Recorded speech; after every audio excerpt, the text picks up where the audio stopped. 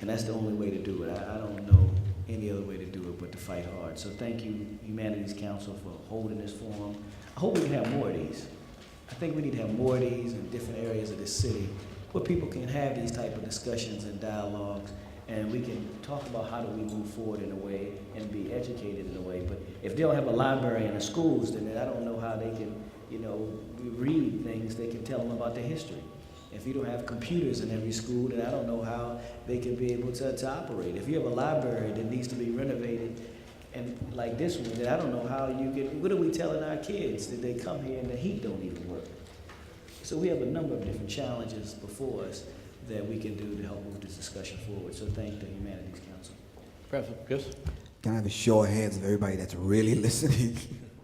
Because I'm feeling some energy in here. And it just seemed like we've heard it all before. And to be honest with you, I'm sick and tired of it. I'm not a talker, I'm a doer. And I think that's what we need to become. I was talking to Cheryl earlier, and I think we agreed that we knew who the leader was in the community back in the day because you've seen them. You've seen them doing the work. You playing armchair revolutionary and hiding behind your computer, that's not gonna get it. That's not gonna help raise the consciousness level of young people, man. Young people have taken this hip hop frequency and they will move over your ass for real if you don't move out the way. So we respectfully respect the fact that you're being respectful. But young people today want a new way of doing things. And I think that's the first thing we need to think about. Before all of this is all over, when they're spreading ashes on our graves, we need to, before that happens, we need to ask the question, seriously, what would we tell our children? That we met at the Martin Luther King Library and we had a 2-hour discussion and we kind of came up with nothing? Seriously, what will we tell our children? Everyone that's a parent or a grandparent in the audience, what are you going to tell your children about this hip-hop thing if you don't understand it? If you can't interpret these Soulja Boy lyrics to the average young person, and it's actually letting them know that you're really truly degrading yourself and your sister, your cousin, and your auntie.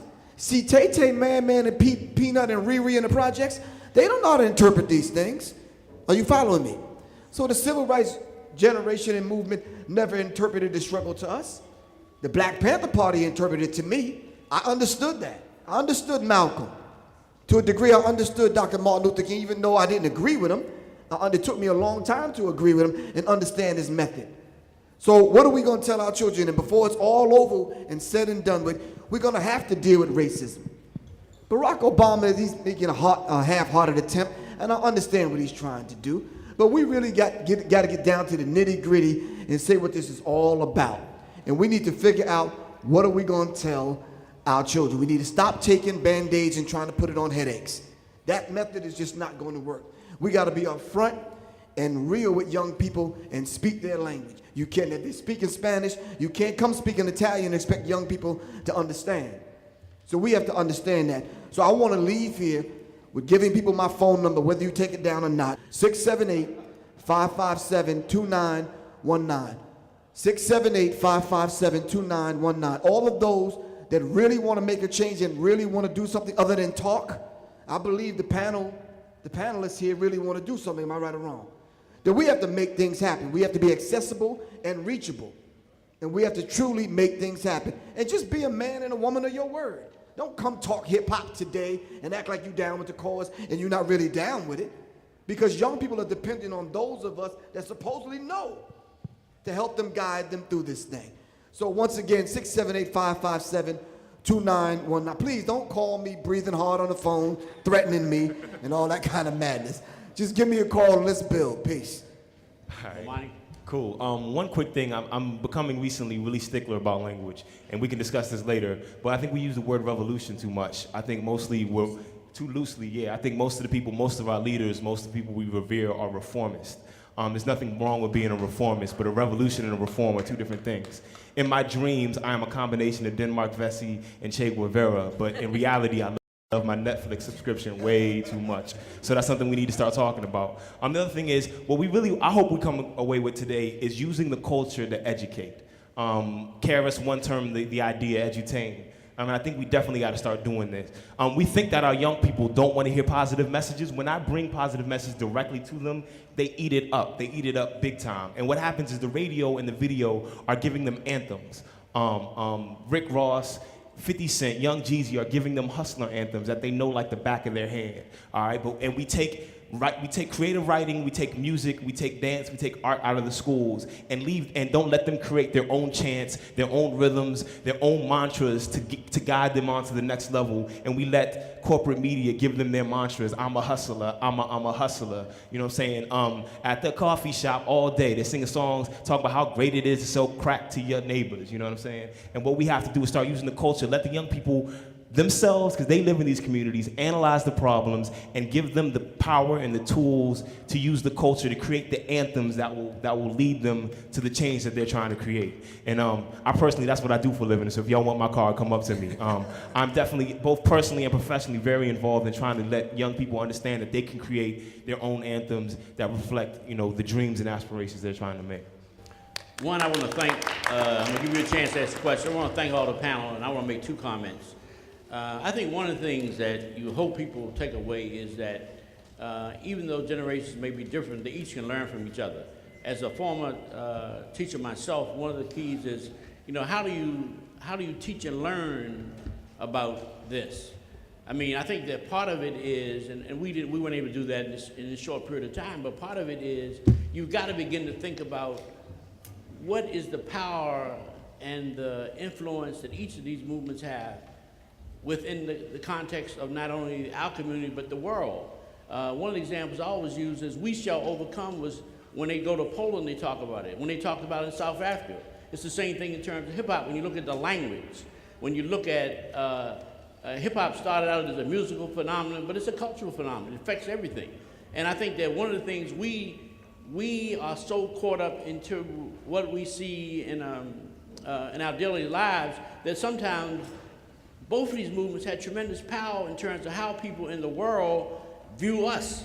And the challenge is, no matter how much money you make, if you don't have a vision, and the great thing about hip hop to me was that it allowed people who never had a say to create and to innovate and to, in many ways, reposition the society and the technologies and the culture to begin to get out a message that they would not normally have.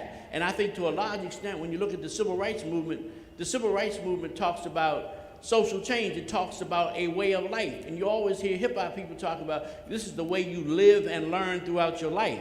So I would like you at least to begin to think about, for many people, that both of these things begin as a way to begin to shape and say, this is the way I live my life.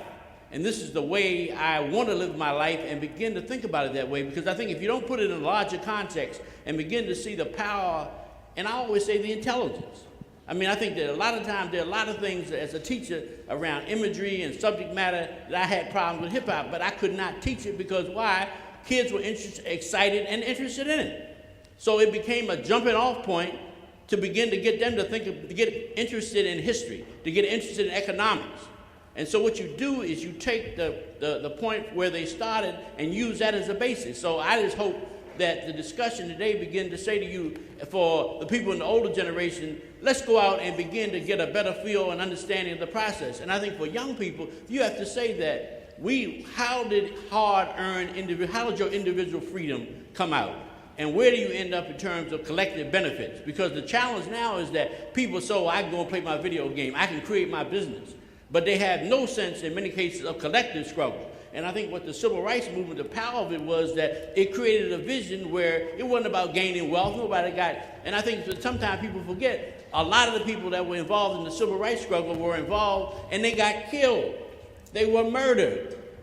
The question is, who's doing the killing and the murdering now? Goes both ways, but I think you have to look at it, and I'll shut up. And any other, I want to thank you for coming. Are there any questions you have for the panel? Get ready to open the floor for discussion. Mic up? Hello. All right. Getting ready to open the floor up for discussion. Right here. I may say, in the interest of time, if we could limit our comments very briefly, or questions, make them very brief. I'm going to start right here on this side. Okay. Move around so everybody get a chance. Good afternoon, everybody. Good afternoon.